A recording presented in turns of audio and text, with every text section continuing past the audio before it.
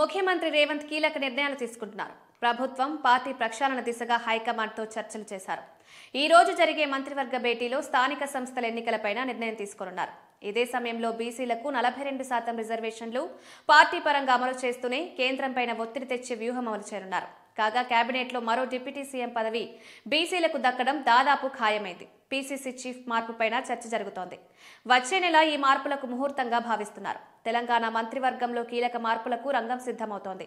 కొందరు మంత్రుల పనితీరు, వివాదాలు, రాష్ట్రంలో పార్టీ బలోపేతం దిశగాను కొత్త వ్యూహాలపైన కసరత్తు జరుగుతోంది.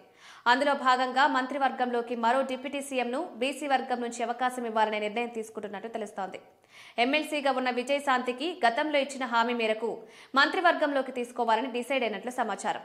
పీసీసీ చీఫ్ గా ఉన్న మహేష్ గౌడ్ ను కేబినెట్ లోకి తీసుకుని మరో బీసీ నేతను బీసీసీ చీఫ్ గా చేయాలనే ప్రతిపాదన తెరమీదకొచ్చింది. ఇక పలువురి మంత్రులకు ఉద్వాసనతో పాటుగా కీలక శాఖల్లో మార్పులు ఖాయంగా కనిపిస్తోంది. బీసీ రిజర్వేషన్లను ప్రకటించి న్యాయస్థానంలో తీర్పు కారణంగా అమలు నిలిచిపోయింది. దీంతో పార్టీ పరంగా స్థానిక ఎన్నికల్లో బీసీ రిజర్వేషన్ల అమలుకు పార్టీ నిర్ణయించింది. ఇదే సమయంలో ప్రస్తుతం టీపీసీసీ చీఫ్ గా ఉన్న మహేష్ గౌడ్ ను డిప్యూటీ సీఎంగా బీసీ కోటాలో చేసే ప్రతిపాదనపై చర్చ జరుగుతున్నట్టు సమాచారం.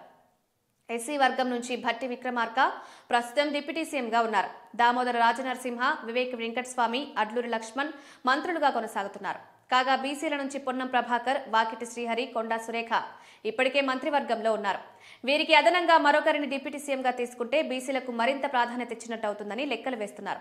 కాగా మహేష్ కు డిప్యూటీ సీఎం హోదా కల్పిస్తే టీపీసీసీకి కొత్త చీఫ్ గా ప్రస్తుతం ఉన్న బీసీ మంత్రుల్లో ఒకరిని ఎంపిక చేసే అవకాశం కనిపిస్తోంది. కాగా టీపీసీసీ చీఫ్ గా పొన్నం ప్రభాకర్ పేరుపైన చర్చ జరుగుతోంది. ఇక స్థానిక ఎన్నికల తర్వాత మంత్రుల శాఖల్లో సమూలంగా మార్పులు ఖాయంగా కనిపిస్తోంది.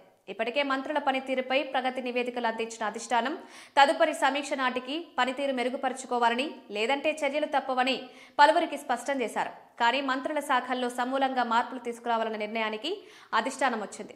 అటు మంత్రివర్గంలో చోటు కోసం ఇప్పటికే కొందరు నేతలు ప్రయత్నాలు మొదలుపెట్టారు. బీసీ కోటాలో ప్రభుత్వ విప్లు ఆది శ్రీనివాస్, బీర్ల ఐలయ్య ప్రయత్నాలు చేసుకుంటున్నారు. కాగా బీసీ, ఎస్సీ, ఎస్టీ వర్గాలకు చెందిన నేతలు కేబినెట్ లో ఛాన్స్ కోసం ప్రయత్నాలు చేస్తున్నారు. ప్రభుత్వం ఏర్పడి 2 ఏళ్లు అవుతున్న వేళ పార్టీ ప్రభుత్వంలో మార్పుల ద్వారా ఇక మరింత దూకుడుగా వెళ్లాలని రేవంత్ భావిస్తున్నారు.